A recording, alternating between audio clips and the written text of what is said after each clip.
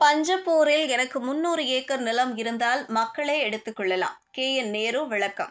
வணக்கம் செய்திப்புனல் நேயர்களே. Trichy பஞ்சப்பூரில் K.N.. நேருவுக்கு 300 acre நிலம் இருப்பதாக எடப்பாடி பழனிசாமி குற்றம் சாட்டிய நிலையில் அமைச்சர் கே.என். நேரு விளக்கம் கொடுத்துள்ளார்.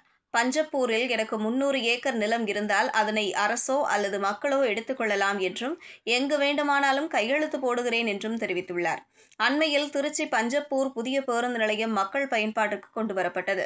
திருச்சி தேசிய நெடுஞ்சாலையில் இடம்பெற்றுள்ள இந்த புதிய நிலையத்தை சுற்றி ரியல் எஸ்டேட் தொழில் உச்சத்தில் இருந்து வருகிறது.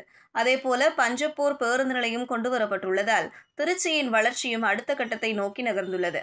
இந்த நிலையில் திருச்சியில் சுற்றுப்பயணம் மேற்கொண்ட அதிமுக பொதுச் செயலாளர் எடப்பாடி பழனிசாமி, திருச்சி பேருந்து நிலையம் அமைச்சர் கே.என்.நேருவின் நிலத்தின் மதிப்பு உயர வேண்டும் என்பதற்காகவே அங்கு கட்டப்பட்டது. சிதம்பரம் செட்டியார் அன்னதான டிரஸ்டுக்கு சொந்தமான 17 ஏக்கர் நிலம் அதிகாரத்தை பயன்படுத்த அபகரிக்கப்பட்டுள்ளது. ஸ்ரீரங்கம் குழந்தை முதலியார் தோட்டத்தில் உள்ள 18 ஏக்கர் கோவில் நிலத்தை ஜி-ஸ்கொயர் நிறுவனம் முறைகேடாக பதிவு செய்துள்ளது. அதிமுக ஆட்சிக்கு வந்தவுடன் அந்த சொத்துக்கள் மீட்கப்படும் என்று தெரிவித்தார். எடப்பாடி பழனிசாமியின் இந்த குற்றச்சாட்டுக்கு அமைச்சர் கே.என்.நேரு பதிலளித்துள்ளார். அதன்படி கே.என்.நேரு செய்தியாளர்களிடம் பேசுகையில், திருச்சி பஞ்சப்பூரில் எனக்கு சொத்து இருந்தால் அரசோ அல்லது மக்களோ எடுத்துக்கொள்ளலாம். எங்கு வேண்டுமானாலும் கையெழுத்து போடுகிறேன். எனக்கும் என் சம்பந்தப்பட்டவர்களுக்கும் அங்கு இடம் இல்லை. அப்படி இடம் இருந்தால் மாவட்ட ஆட்சியர், நகராட்சி எடுத்துக்கொள்ளலாம்.